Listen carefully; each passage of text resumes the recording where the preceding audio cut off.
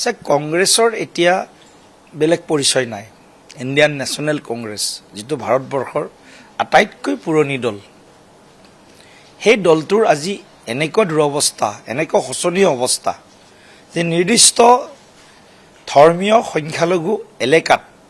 তেওঁলোক আজি দৃশ্যমান আৰু তেওঁলোকক আমি দেখিবলৈ পাওঁ অন্যান্য যিসকল আমাৰ খিলঞ্জীয়া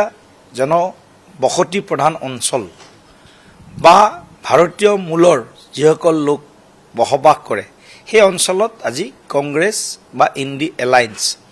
আজি অস্তিত্বহীন হৈছে সেইকাৰণে আমি আজি কৈছোঁ যে ইণ্ডিয়ান নেশ্যনেল কংগ্ৰেছৰ কাষত বেকেট এটা লগাব লাগিব আৰু তাত এম লগাব লাগিব 4 তাৰিখে 12 বজাৰ পিছত অৰ্থাৎ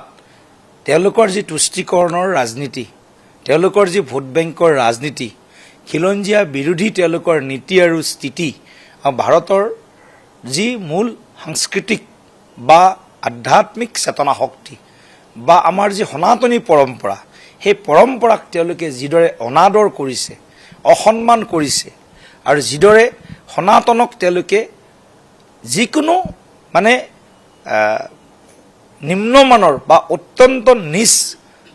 এটা বক্তব্য তেওঁলোকৰ মানে সময়ে সময়ে প্ৰকাশ পাইছে সেইকাৰণে আমি কৈছোঁ যে 4 মেৰ পিছত অসমত ANC এম হ'বলৈ গৈ আছে এম মানে মিয়াই হ'ব ইয়াতকৈ বেলেগ শব্দ কংগ্ৰেছৰ লগত খাপ নাখায় বা ইণ্ডিয়া এলায়েন্সৰ লগত খাপ নাখায়